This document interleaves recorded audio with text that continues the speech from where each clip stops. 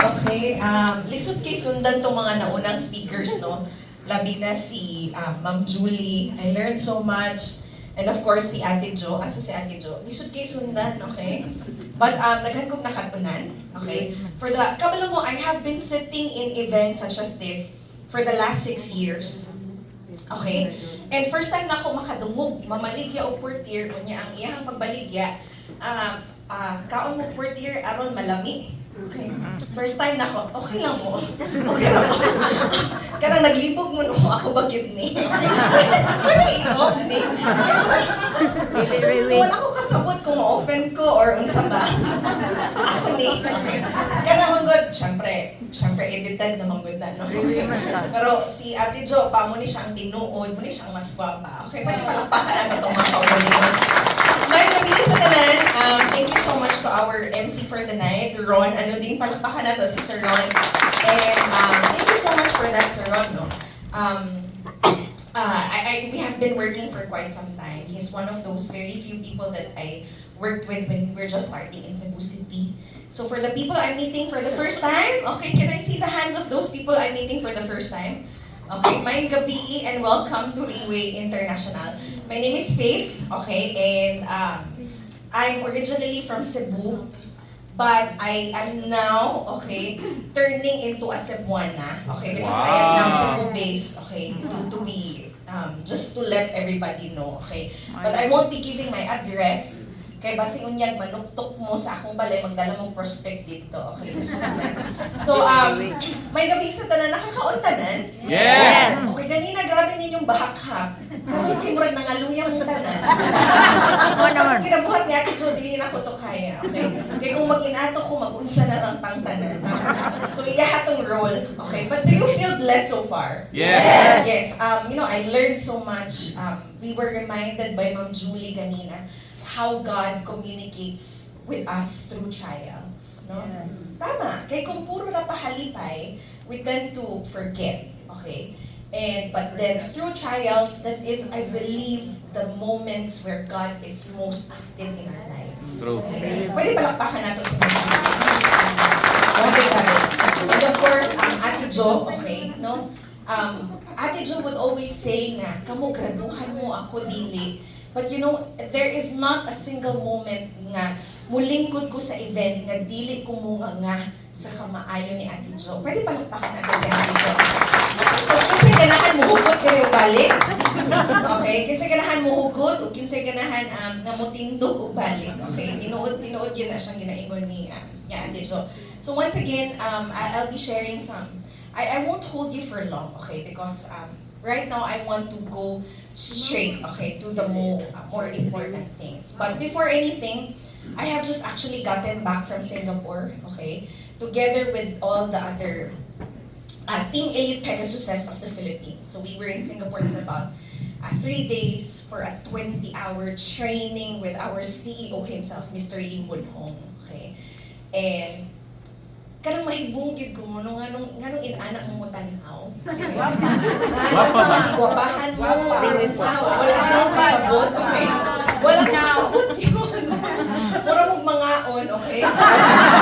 Kabalo mo, you know, I would always keep on telling people, to be honest sa inyo ha, I would go around the Philippines over all the time, no? From Davao to CDO, Cebu, Iloilo, Manila, abot pa ko northern part, Baguio, La Union. Pinaka-favorite na ako sa tanan ang mga Cebuanos.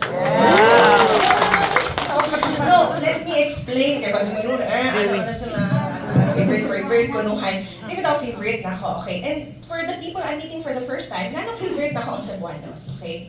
Because, you know, kabisado na ako ang audience, okay? Pag na ako sa Davao, ang mga taga Davao, pag na ako sa stage, amping gid kaon sa isulti nimo. Kay walay taga Davao, nga walay nailhan nga politiko na pwede mo patay sa imuha.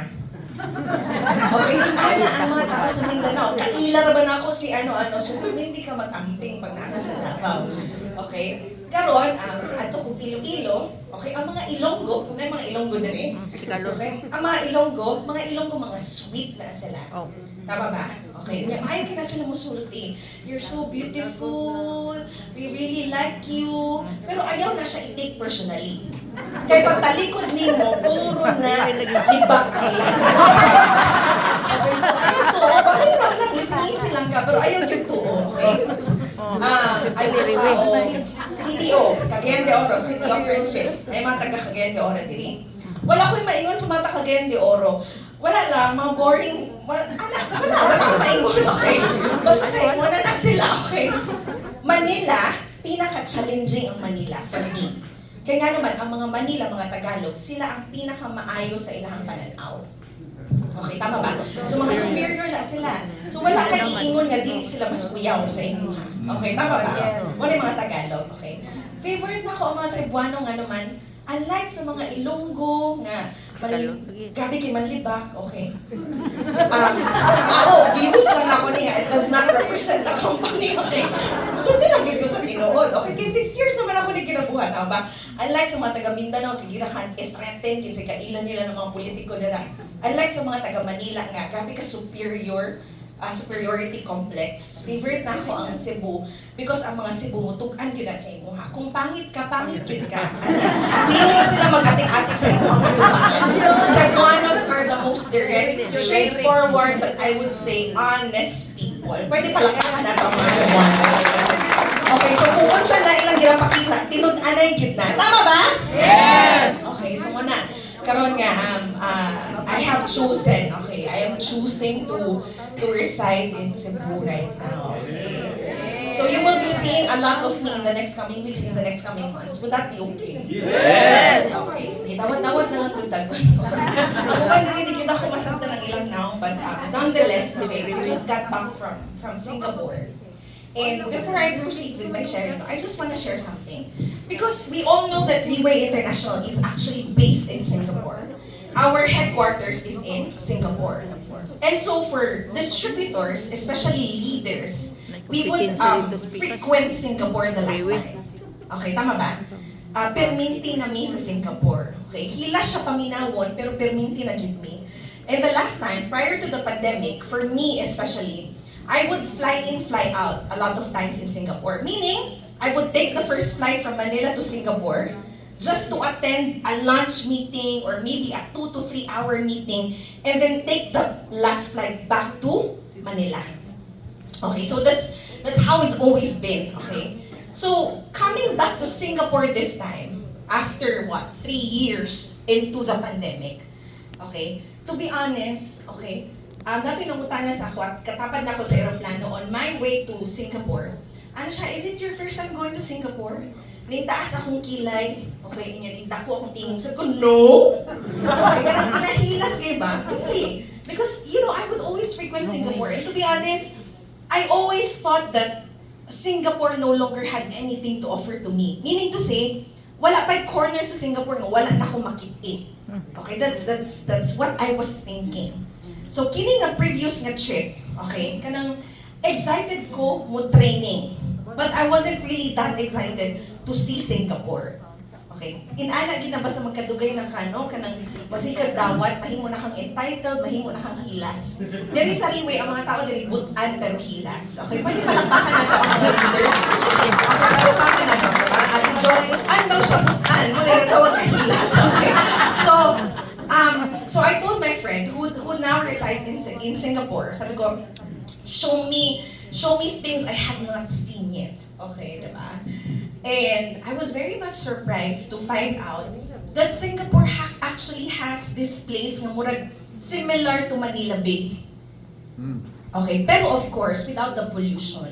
Okay? So very similar to Manila Bay, tablin sa dagat, pwede ka makadrive, makabike around, pwede ka makafish, and makaapak ka sa beach. Like sand yun. Because when you think of Singapore, skyscrapers, takas ng mga buildings, tama ba? And, so I was very much surprised na nari-in-ani nga part sa Singapore na makatama ka sa sand, sa beach, okay? And I cannot remember the last time that I actually rode a bike. Kinsay kabalo mo bike diri? Ang Singapore, nakita siya dagat, okay? Pero never na ako nakita in the last 6 years kanang balas na matamakan din mo. But first time ako makatamak, it's on the East Coast, okay? When was the last time that you rode the bike? rode a bike. Dugay na, di ba? But you know, for the first time in after such a long time, nakasakay kong bike kong balik, but in Singapore. And at that time, you know, it felt like knowing Singapore again for the very first time. And because of that experience, okay, nakabike ko balik after several years, nakatama ko balas sa Singapore, okay? Napalibutan mga dagat dito sa Pilipinas, right? It felt like knowing Singapore again for the first time. And for the first time, murag eager na pud ko mobalik kong Singapore. Okay? And why am I sharing this? Why am I sharing this? Because, you know, I have been in this business in the last 6 years. I have been inside Riway in the last 6 years. And I have been in the industry of MLM for 13 years, going 13 years already.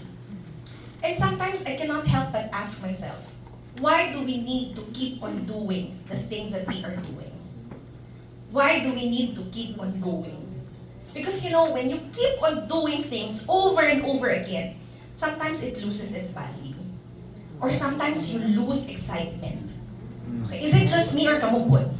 Kaya sige, balik-balik. Okay, but not our speakers for today, right? Because it's not my first time to hear them. Pero every time I would hear them, I always learn something new. And it always still excites me. Pwede palakpakan na ito, balikan ng mga shares. Okay, but for the rest of us, okay, have you seen people nga who've been living their entire lives doing the same exact thing? Yes. Yes? Kapoy? Okay, we say the same exact things for the past 10 years. We do the same exact things for the past 20 years. And I'm very much grateful to be back in Singapore because I was reminded of where we actually started, of why we are here inside Riway International. And, you know, so just let me share. The only thing that I bought in Singapore is stuff for my kids. I have 2 kids, okay? Yes, I know mura akong dalaga, pero I actually have 2 kids already. Okay? Tapos, faith-an lang dito, Sir Ron, ha? I-correct lang tika. Dili na to siya Cardoza, okay? Kaya nangita pa ko bagong apelido ay kabit sa akong pangalan. Okay, so, nangita ko palitong nun nga apelido, okay? So, you know how kids are very different today? Tama ba? Kids are so different today. Kids ay na yung mga anak. Okay, kanang mga 10, 5, okay? Okay, they're very different today. You know, every time I would go abroad, people would, oh, so where are your kids? Okay? Because naanad ang mga tao, every time I would fly abroad, I would always bring my kids with me. But for the last several months, dili na ako sila madala. Okay? Murag napulaan na ang mga bata karon. Not just that, no? Parang murag in general, they mature too fast. Or they grow old too fast. Like they don't want to go with you anymore. Unlike sa una, nga, ma-remember na ako, high school, college ko, basta makita na ako maligo akong inahan or amahan, kada magdali-dali po ko ligo o gilis, kaya mukuyog kita. Okay, tama ba? But kids today, they're very different. Okay? Kids today are very, kanang way batasan, pero in English, we call it assertive. Pero kung Bisaya ka, Pilipino ka, way batasan, tama ba? Because why? They would really tell you what they want. They will tell you what they do not want. Okay? Alam niyo ba, I did not start buying my own clothes until I started to earn my own money inside Riway International. And I was, 24 at the time.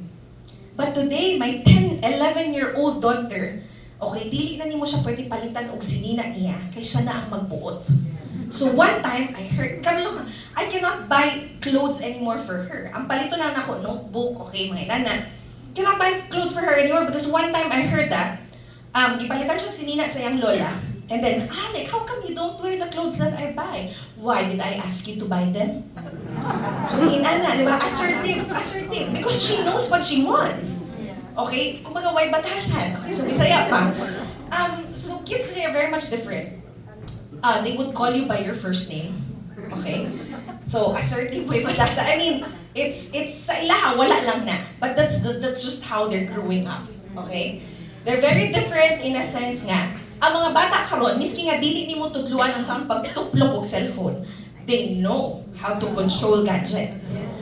Tama ba? And they're very much technology dependent. Okay, am I right? What else? What else do you notice with today's generation? Riway ka. Tapulan, okay. Gabi nung puro mali na mga bagay lang talaga ang meron sila ngayon. Okay, dilipod. What else ha? But today, you look at them today, and we realize that they are very much shaped, or they are created by how the world is changing. Do you get me? Yes. So, today if you ask me, would I still want a child in the future? Yeah. Oh, thank you for deciding for me. Kung ako lang ang matuman, murag mahadlok na ko mag-anak ko ba? Okay, why? Because I feel like the world is becoming a more dangerous place. That's me, ha? Okay? Siyempre, no, we rebuke that, no? Kumbaga, that's not ours to worry because they will live their own purpose on earth, something like that. Pero kung ako ang papilion, I'd rather na dili na lang. Okay? Because it's so hard to control, manage, and handle kids today. Okay, tama ba? Okay, pero kung puhon, makabanak kung mamugos siya, o anak, huwag ka mabuhay. Tama ba? So, why am I sharing this? Because today, we look at our kids. Because we all live, not for ourselves, but for our families. Tama ba? Yes. Especially for our children, especially for the next generation. Very few or little of us would say nga, nabuhi ko para sa kubana or para sa kong asawa. Tama ba? In fact, if you can put them away from the equation, makaya raman, di ba? Oh, grabe ang mga nagtango. Pwede palakpakan nato ang mga nagtango. Okay. Kumbaga, bahala nagwaybana, mas importante ang mga anak. Yes. Right? Yes. So, why am I sharing this? Because, the world has become, not just the world, but for example, Cebu or Philippines, I don't know with you, but everything in general has become, this place has become an unhealthy place for our kids to live. Yeah. I worry for them and I fear for them because everything they can access sa tip sa ilahang fingers. Tama ba? And the things that we were exposed to in the past, they are now exposed so much earlier. Okay, tama ba? Yes. And I worry so much because when exactly do you know na kaya na sa imong anak mag-commute? Things like that. Or would there still be a time na you would actually allow them to commute on their own given how unsafe, a lot of places have become? Okay? Ako lang ba, sorry nabasa kong worry sa inyo karong gabi po na. Okay, but there's really nothing much we can do to control or to manage or to dictate how things are going to be. But if there is one thing that we can do, is that we show our children that it's possible for us not to be created or shaped by our environment, but for us to create our own world and dictate our environment. Yes. Are you with me? Yes. Because today a lot of kids, we are like this because this is how it is. Am I making sense? Yes. But today, is it possible for us to play a role, to do our best at our utmost potential, to show our kids that no, we actually have the power to instead dictate our own world instead of just being created by the world around us? Yes. Okay? I hope I'm making sense. Kaya hindi na ko siya kaya i-translate into Bisaya. Yes. So, it has become an unhealthy place. So the question is, how do we reverse the kind of pattern that we have been living in? Patterns such as today, the food that we eat, everything is what? Fast, cheap, and frozen. Fast, cheap, and unhealthy. Sa una, kung makainom mo, okay, sa una ang Jollibee once a month or pag na birthday. Okay, sorry for I cannot be that specific. Fast food.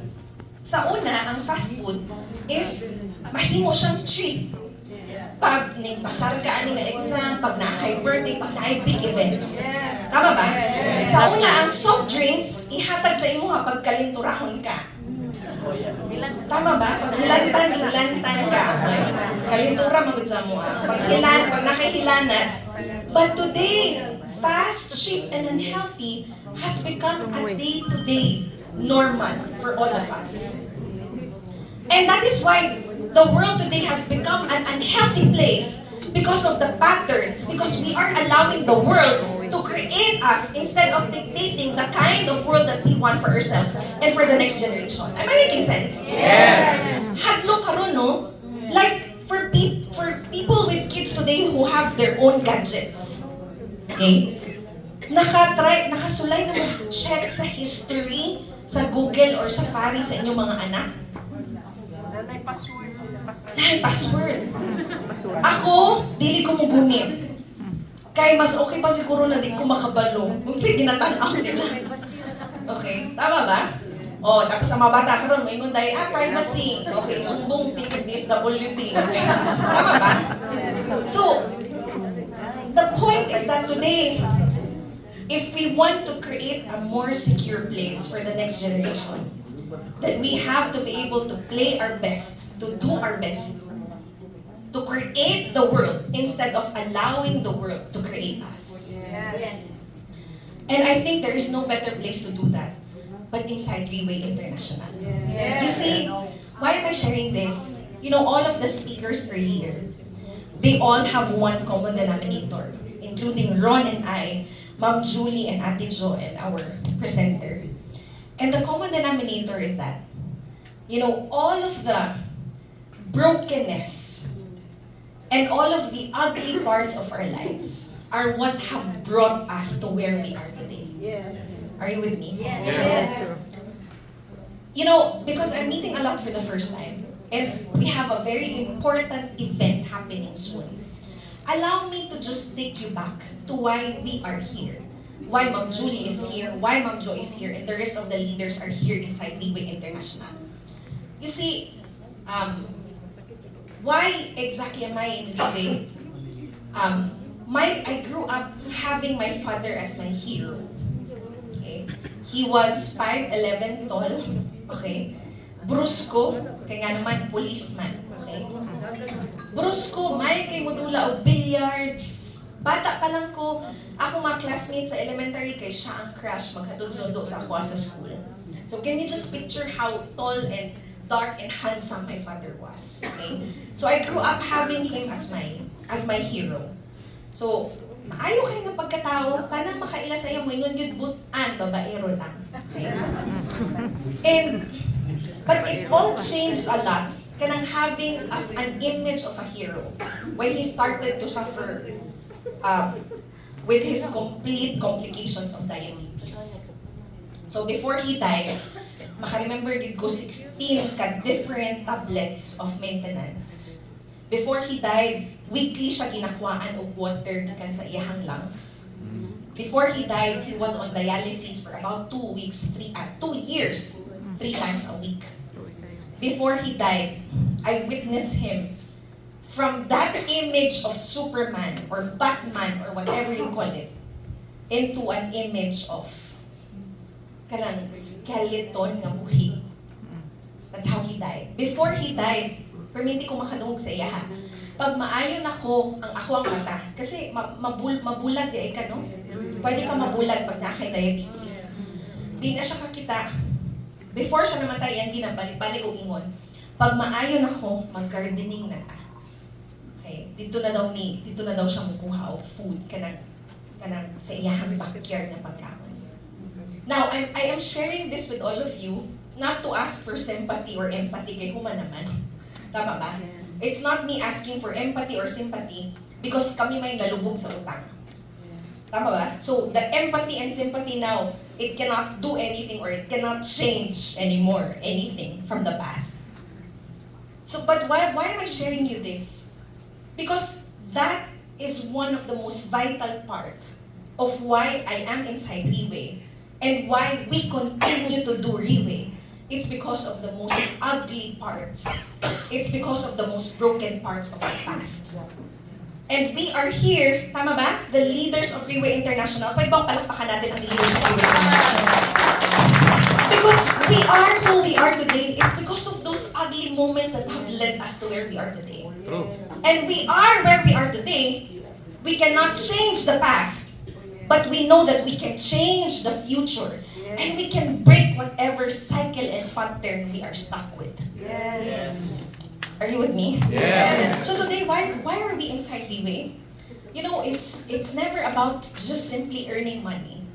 Because in Riway, we have these 6 core values. And finances and money is just one of the many aspects we consider, okay, as part of success. You know, I recently attended a lubong burial. And I really like what one of the sharers said. Sabi niya na, all of us, we have, our days are ordained. Before pa tayo ipanganak, okay, nakabutang na nito pila ta kadugay on planet Earth. Just like 4th year placenta, na siya expiry. Pag manufacture pa lang, ibutang po dayon kung pila lang siya ka years allowed ang iyahang shelf life. Tama ba?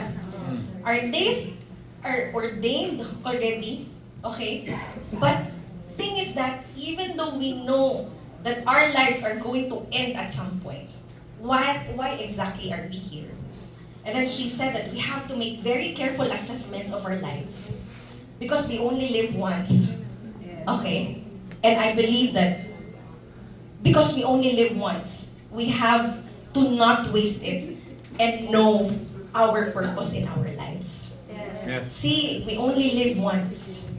Meaning to say, we only get one chance and one opportunity to live our lives and to serve our purpose. Now imagine living that purpose or living that significance. Many people think that it has little to do with our bodies. But in fact, katong ginaingon ni Ma'am Julie ganina, this body, we often forget, is the most important asset that we have in order to carry out that significance and purpose in life. Yes. And this is what I believe, that if my father gave the same importance to his health, just like how he gave so much importance sa iyahang mga bisyo, sa iyahang billiards, sa iyahang material things na ganahan niya, then maybe he would be here today and probably he would be able to walk me down the aisle someday soon. Are you with me? Yes. See, a lot of people today, we are very much keen on investing on our houses. We are very much keen on investing on our education. Tama ba? Magkautang-utang para lang makapaskwela. Utang-utang para sa balay, para sa sakyanan. Utang-utang para sa maintenance. Tama ba? Kinsa yung naisakyanan din. The moment nga musiga ang kanang car nga sa imuhang dashboard, meaning you have to bring your car to change oil or service the car. Tama ba?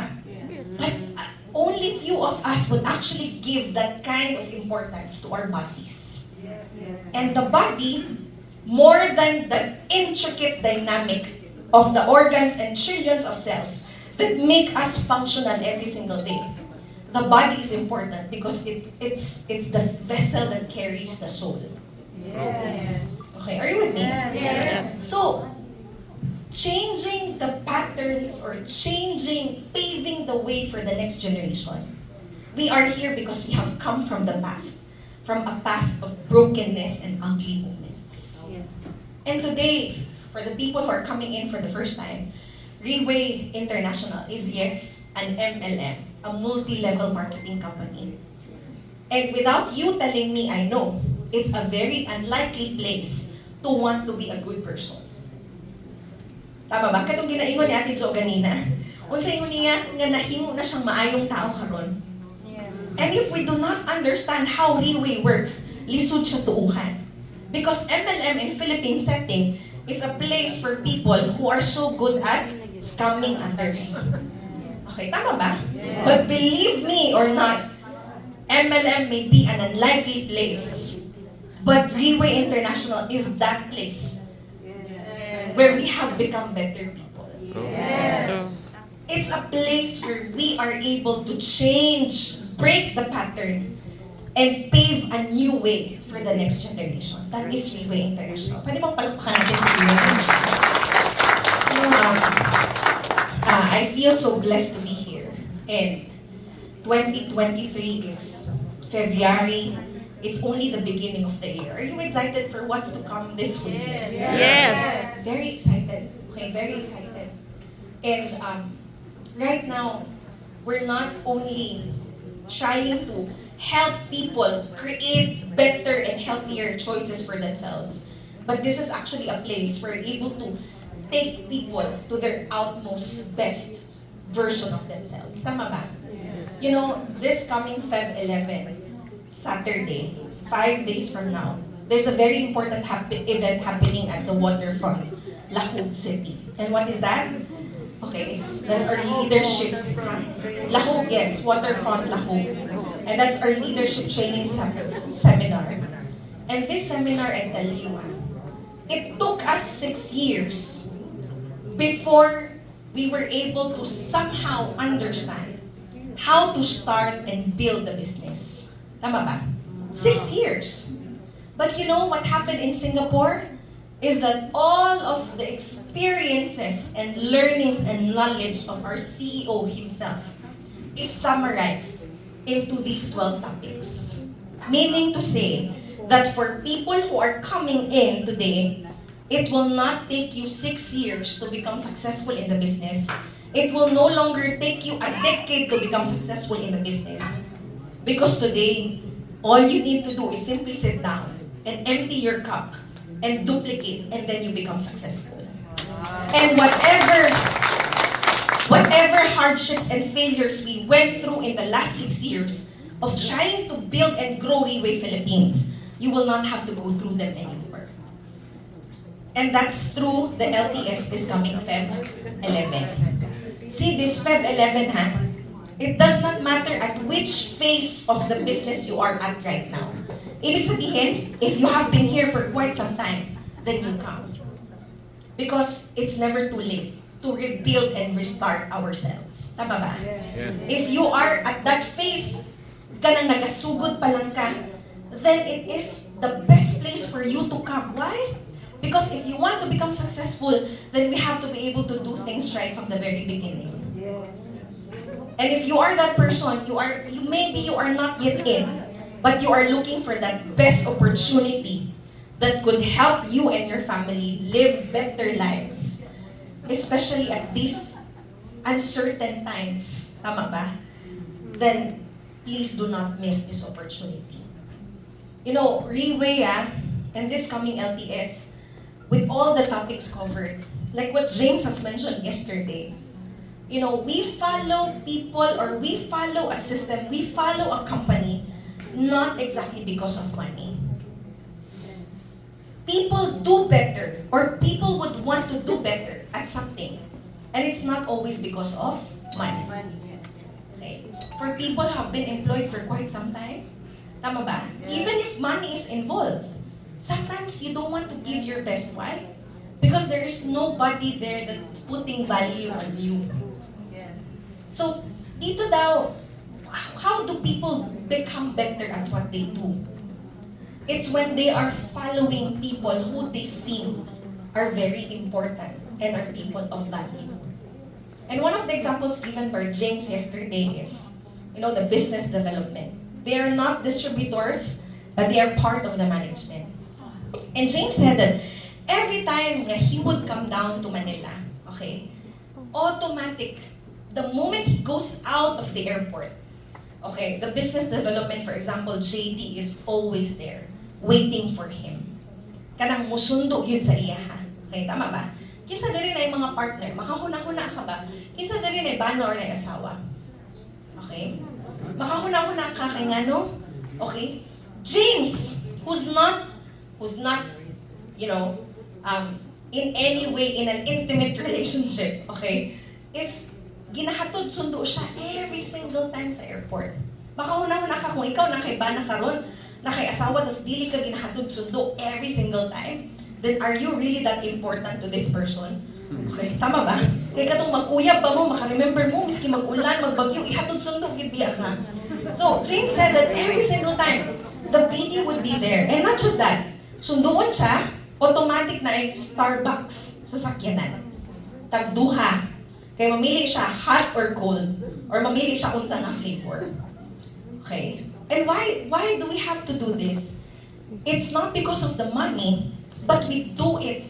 We want to change ourselves or do things better because the people that we're working with, we deem them very important. Yes. Tama ba? Yes. Now, this coming Saturday, I do believe that the people going up the stage are very important people in our lives. Yes. Yes? Yes. Okay? Sige, kumbinsihan pa inyong kaugalingon. These are the people who have been paving the way for Riway Philippines and for Riway Visayas. Yes. Tama? When there's no one else who hit Pegasus in Visayas, there was Jazz and Bonet Tortillo, and they are going up the stage this coming Saturday. Pwede bang palakpakan mo? Of course, there's also DB Tinlio. Pwede bang palakpakan natin si Sir Ian? These are the people who have been paving the way for us. When there was no Pegasus yet in Iloilo, there's this lady by the name of Janet de la Sena who paved the way for the rest of Panay. And she's also going to be one of our speakers. When there was no Pegasus yet, okay, in, let us say, Ormoc City, okay, there's one person who paved the way, and that's our Team Elite Pegasus, Gerard Marsalas. But he's not.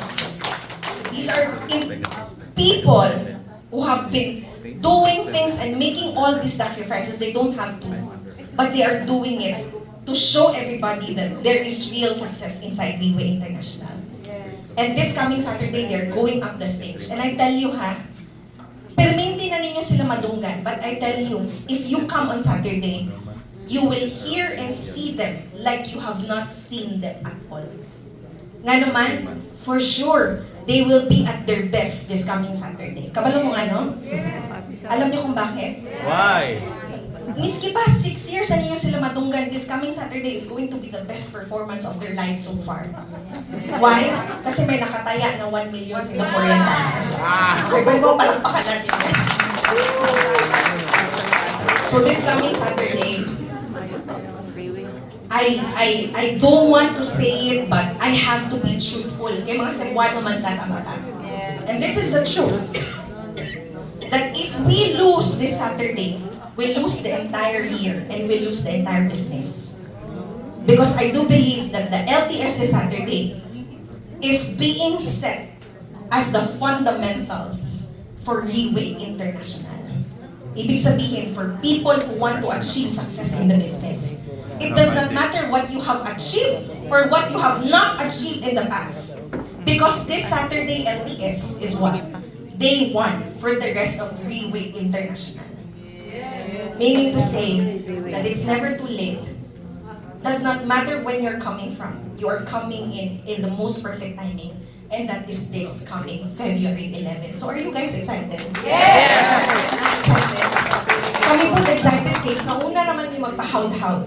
Pero karon ang among kahawd, potential mabayaran. Okay? But more than that, we're very much excited. Why? Because for such a long time, we have been dreaming on speaking on Riway LTS stage, international. But looking at it, lisod good kayo siya because every time there would be an international event, it's only the top 10, top 15 who would be put on stage. Tama ba? Yes. But the very best thing about this company is that it always gives people equal chances or equal footing at winning. Yes. Why? Because right now, it's no matter which country you're coming from, no matter what language you speak. Today, a Filipino could be a material for the education of the entire Riway International. Right now, for Cebu, as I close, okay, if there's one thing that I would want to say, is that today we empty our cups. Okay, can you please tell the person next to you, empty your cup. And, you know,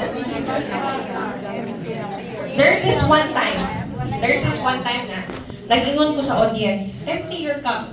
Okay, naining, kasi tawag na, may barog. Okay, and so, I cannot empty my cup because the things that I have learned, the experiences I've had, it's making me who I am today. Okay, tama, di ba? Tama. But when I say tonight that we need to empty our cups, this is what I mean by emptying our cup. Sometimes it's not too much knowledge or it's not too much experience, it's not too much confidence that's stopping us from becoming successful. Sometimes when our cup is overflowing, it's not with knowledge. Sometimes when our cup is overflowing, it's not with experience. When I say empty your cup, sometimes we need to empty it from the things that's stopping us from being our best. You know, when I came inside and learned about Riway International, my cup too was overflowing.